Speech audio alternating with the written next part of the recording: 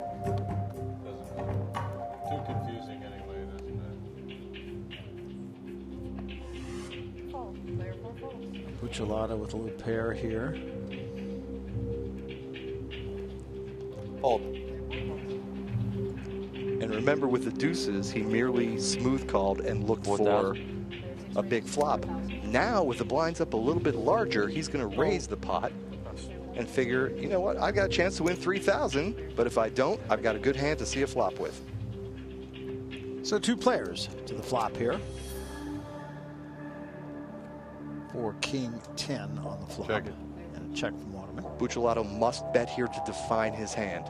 4,000. Buccellato playing well. That'll be good enough. Buccellato will assume the chip lead once again with that. And it takes more courage than you might think to bet a pair of 6s into a flop that has both a king and a 10 on it. But if you don't bet there, you're never going to find out where you're at. So I like the way Buccellato played that hand. Oh, there's 3 queens on the board here. Fold. Fold.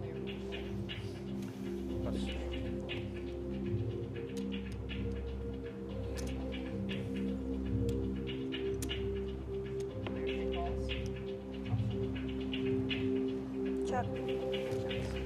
So again, 2 blinds. And Waterman with a pair. And now Gromenkova with a pair. Ooh, 2 and pair. Waterman with 2 pair. This is a huge flop for blind versus blind. I mean, normally 2 out of 3 times nobody connects at all. Yeah. And here you have both players really improving their hand. Raises to 12. Gromenkova going to raise into Waterman. Yeah, and Waterman did the right thing by betting out. And Waterman just says all in. And Gromenkova must realize she doesn't have the best hand here, Barry.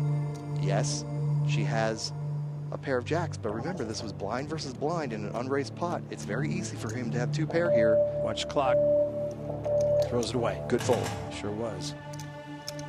She may be regretting that right now, but I'll tell you what, right thing to do. We're looking at Dennis Waterman. He lives right now in Sedona, Arizona. He's married with a daughter. He says, got tired of living in the big city, and now he's finally found his dream home in a very nice place.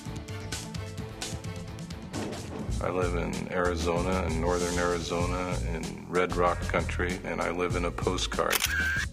My philosophy of life is to not get too excited when I win and not get too down when I lose, and to be on an even keel as much as possible. If I'm victorious, wonderful. You know, if I'm a loser, that may not be so wonderful at the moment, but, you know, it all balances out.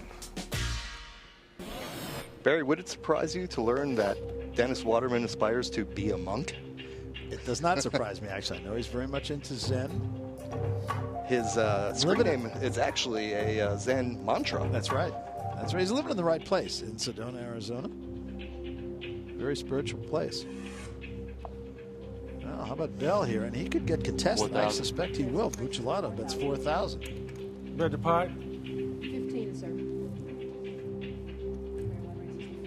And the quickness with which Ralph Bell announced that raise should set off alarm bells for Buccellato. Absolutely. He needs to say, wait a minute, this guy really must have a great hand. He couldn't wait to get his chips in there. Hard to wait after too much training. Perez with a king 8.